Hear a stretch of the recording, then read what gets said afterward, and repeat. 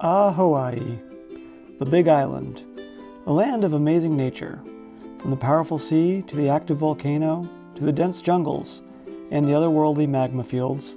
To an outsider like me, it's a head-spinning experience. A place where sea turtles graze on grass and public beaches and coves. Every few miles seems to be a different landscape, a different ecosystem. It's also a place where I saw a pig doing this. Oh, heck yeah. Do your thing, little buddy. Scratch that piggy butt. Oops, sorry. I think I embarrassed him. Alright, moving on. Hi, I'm Eric. I was lucky enough to grab a cheap ticket to this amazing place and thought I would check it out for myself.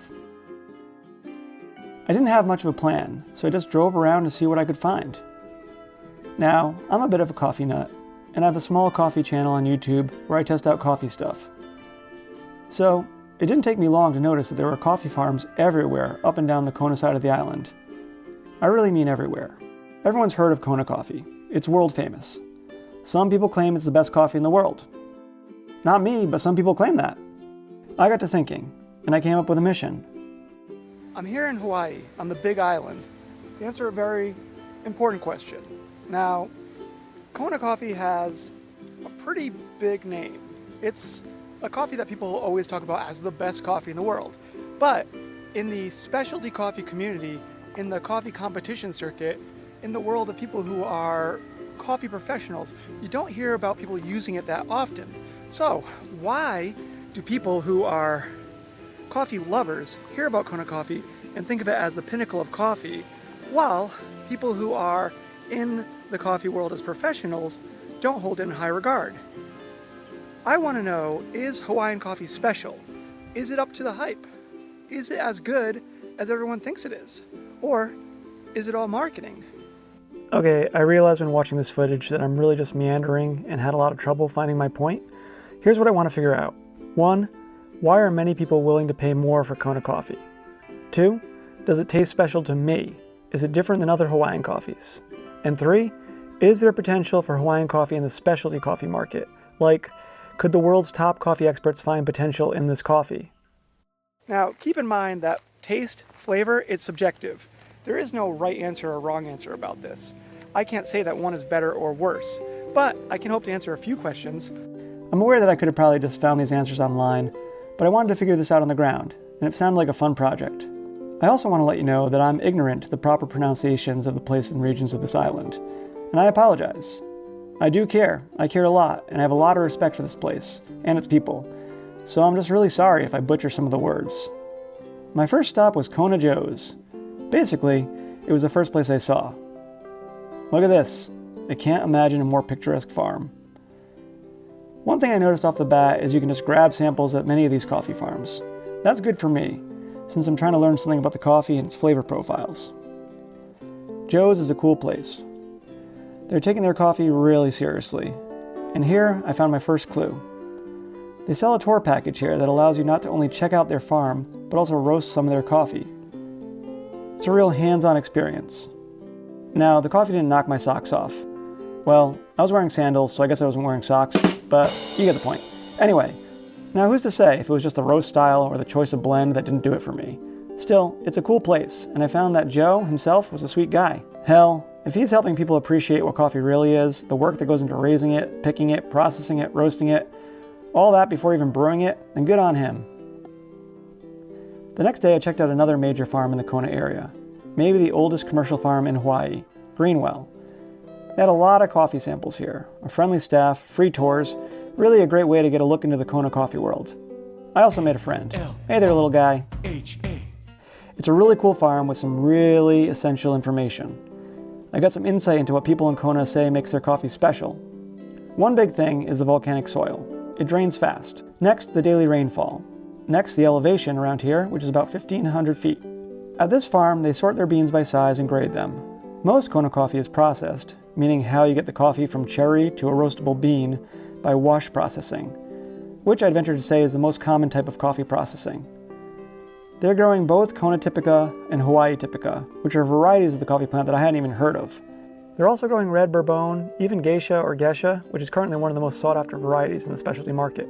I'm no expert on coffee farming, so I really can't say if the soil, elevation, rainfall, or anything else that they mentioned does make a difference compared to other regions in the world. I can't say to the coffee farmers of Kona that these are their selling points. I grabbed onto a real essential piece of info here at this farm. Greenwell and other big farms aren't growing all the coffee that they're selling. This means that as long as your farm is certified to be Kona Coffee by their regulation board, you can sell your cherries to your choice of farm. To me, this is interesting. The farming practices could be different. The soil could be different, the elevation could be different, so many things. Now, this particular farm does sell some of the higher priced specialty blends where coffee only comes from their farm, but most of the coffee is a blend of many beans from several farms. I'm not trying to call them out or anything. I'm not even saying this is bad. Actually, for the local farmers who can't process their own beans, and for the economy of the island, this is a really good thing. I just want to point out that in the specialty coffee world, where the industry is realizing more and more that roasting and brewing is important, but what happens at origin, how the beans are grown, how the coffee is treated after it's picked, these are the things that are really important. These are the things that really matter. I wonder, could a shift towards micro lots and working with coffee producers elevate Kona in the professional specialty coffee industry? Does it matter? People still love this stuff and are willing to pay a premium. Oh, and I met another little friend while I was here. Hey man, I mean, come on. This guy, he may be invasive, but he rules. Around this time, I moved away from Kona, and I know this is going to make me sound stupid, but I found out there's another region of coffee on this island, Ka'u. I had bought some beans from a local cafe to brew. It was nearby where I was staying, and they weren't really my style, but I did realize that the less famous Ka'u region had a lot of pride. The Kona name is prized and protected, and is very specific to one region of the Big Island, while other areas, like here, grow coffee as well, but don't enjoy the brand recognition of the Kona name. I stopped by Miranda Farms, which is an acquirer section of the island, and in a place you might miss if you aren't looking for coffee farms. It was cute and quiet, and didn't feel like a tourist attraction. It felt more like a cute roadside cafe you might find almost anywhere. However, I noticed something. This farm is crushing it. They are clearly a winner when it comes to the cupping table. Award after award was displayed around this little cafe. Now, I'm on a farm right now that has crushed all the cupping competitions for the past 5 years. Here in the Ka'u, or I hope I'm saying that right, the Ka'u region of Hawaii. They're growing all sorts of varieties here. They're growing red katura, yellow katura, they're growing typica, they're growing geisha, which is one of the most prized coffees in the world right now. But it doesn't have the name recognition of Kona. It also sells for less. Now, is the Kona name marketing? I think I had found my next few clues. A lot of what you pay for in Kona coffee is for the story, for the name. I also found out, based on this farm, that Hawaiian coffee does have a lot of potential in the specialty coffee market. From there, I checked out South Point, which is the furthest point south in the USA. It's a crazy landscape of brutal cliffs that watch over crystal clear oceans and powerful surf. I saw this guy fishing. This was just like a normal day for him, just fishing in this super cool place. It was nuts to see how this area was just miles and miles of ranch land. And 20 minutes away, I was in a rainforest. I stopped by a few more coffee places, got more samples, more Ka'u pride. I made some more friends. I chatted with several people in the Ka'u region, and though I'm not going to mention who they are or where they work, Hawaii, the Big Island, it feels very much like the kind of place where everyone in coffee knows everyone else. So I don't want to get anyone in trouble. But there was some head shaking about the Kona region here. Oh, their soil is no good, or they aren't being selective with their coffee, or Ka'u is where it's at. Just a bit of shade being thrown at the most famous coffee farms. That makes sense. If you're an underdog, it doesn't hurt to make fun of the big guys. The next day, I checked out Volcano National Park. Listen, I'm not a big fan of touristy stuff, but I am a big fan of nature. If you don't come from a volcanic area of the world, then you definitely should check this place out. It's like an alien world when you're comparing it to most of the continental USA. Miles and miles of hiking, striking landscapes, just top-notch stuff. It is also cool to see that they celebrate Hawaii and their coffee culture by even having a cafe serving Hawaiian. Hey, wait a minute. And like most national parks, they have a bowling alley. From here, I started to explore the west side of the island, and it was here, a little bit away from the coffee farms, that I sort of found the answers that I was looking for. Hilo is a bit busier than a lot of the Kona areas, and of course I'm not counting the resort areas near Kona. This is a place where there's a lot of businesses and a place where a lot of permanent Hawaiian population seems to live. After talking to some coffee people, they pointed me in the direction of Paradise Coffee Roasters. If I wanted to find that nerdy, specialty style of coffee that I'm looking for, this might be the spot. So I'm here at Paradise Coffee Roasters in Hilo, and this is a really fitting ending to my journey for my quest to find out if Hawaiian coffee is actually good, if it can get to the level, the world-class level that we are looking for in the professional coffee world. And I have to say that I am blown away.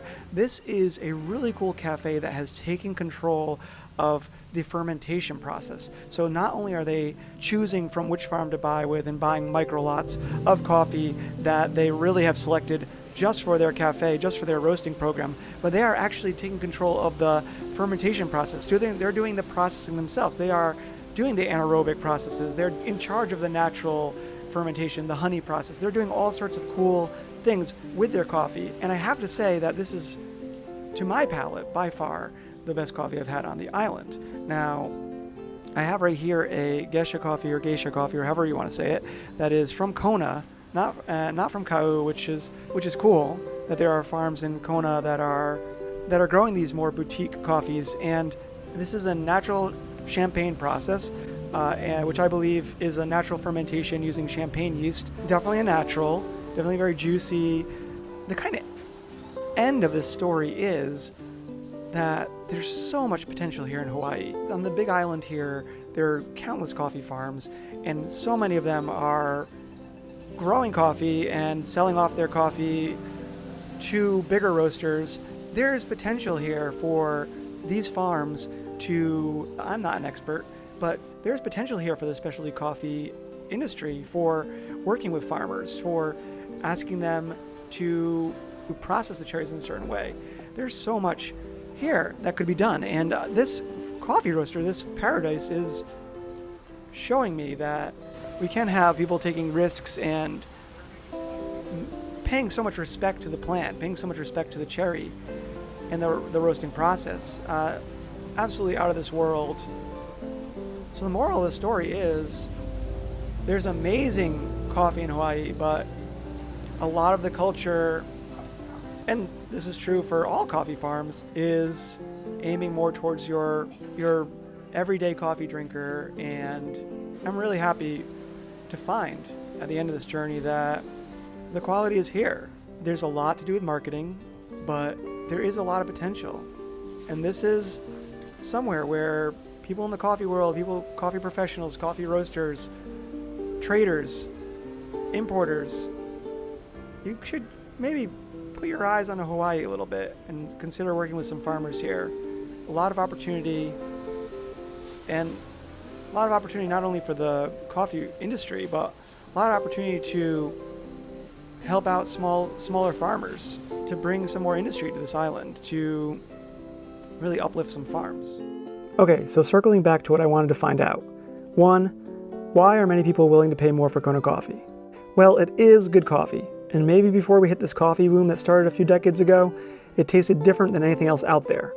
I have a hunch that these days, the Kona prestige comes from that legacy, mixed with the personal connection that people make to the farms and coffee when they're visiting Hawaii. Number 2, does Kona taste special to me? Is it different than other Hawaiian coffees? No, it didn't. If anything, Kau seemed to be the region that's moving forward, while Kona seems to be a bit stuck in their ways. But that's just based on the touristy stuff that I could access. I mean, Paradise Coffee Roasters found great coffee from both Kona and Kau. Number 3, is there potential for Hawaiian coffee in the specialty market? Could the world's top coffee experts find potential in this coffee? Yeah. And from what I can see, it's already started to happen. I spent the last couple of days of my time seeing more of the west side of the island and getting very lucky. The volcano erupted on my last day here. I also made a few more friends.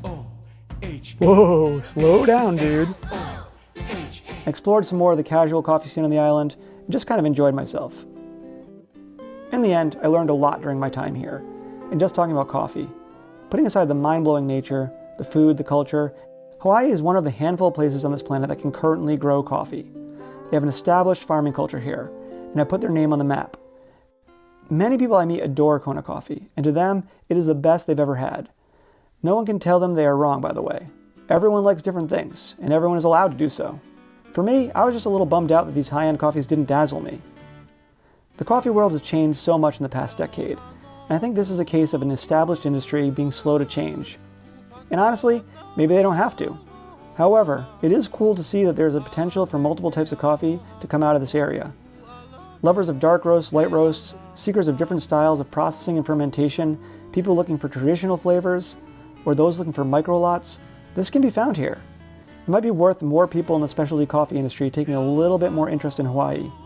Roasters like Paradise and farms like Miranda have already showed that with some care and some effort, amazing coffees can be made here.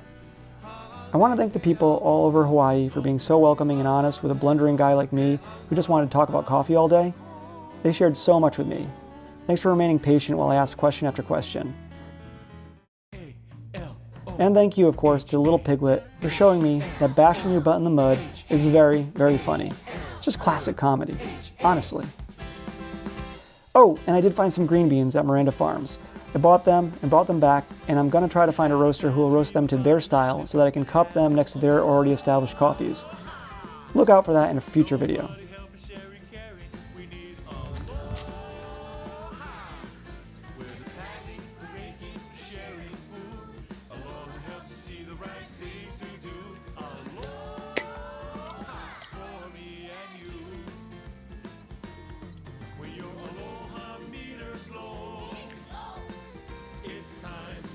It's actually pretty good. Just coffee, sweet coffee, coconut water.